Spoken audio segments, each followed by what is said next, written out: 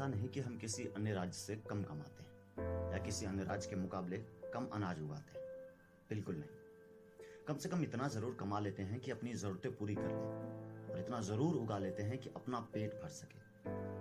मगर ये जो पानी है ना साहब, सब बहा ले जाती है। और ऐसा नहीं कि ये 10-15 सालों में एक बार मेहमान की तरह आए और चले गए। ये हर साल आती है, बार बार आती है और यही अपनी कहानी है। हर साल कमाना है ताकि फिर सारी कमाई पानी में बह सके। हर साल फिर घर बनाना है ताकि फिर पानी उसे तोड़ सके। आज पटना, कल समस्तीपुर, परसों मधुबनी और कभी पूरा बिहार। अभी गंगा है तो कभी कोसी, कभी गंडक है तो कभी कमला।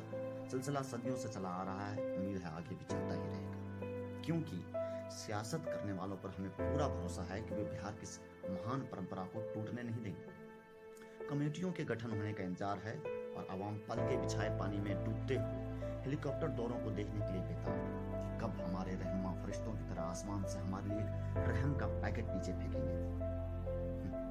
कल कोई और सरकार थी, आज कोई और सरकार है। सरकारों के आने जाने का सिलसिला चलता रहेगा, मगर ये जो परंपरा है ये बनी रहेगी। इसके लिए सियासतदानों ने भरपूर मेहनत की है पिछले 70 सालों में। बिल्कुल, मरने वालों की संख्या, कितना नुकसान हुआ राजस्व का, ये आंकड़े जल्द ही प्रकाशित किए जाएंगे और हर साल की तरह हम इस साल भी खुशी खुशी आंकड़ों के कतार में शामिल हो जाएंगे। हम है भी तो सिर्फ एक आंकड़ा, वो आंकड़ा जो घट बढ़ भी जाए तो कोई फर्क नहीं पड़ता, क्योंकि ना तो हम सबसे ज्यादा शिक्षित राज्य हैं और ना ही सबसे ज्यादा टैक्स देने वालों में से। हम हैं सिर्फ एक आंकड़ा। हाँ, हम हैं बिहार।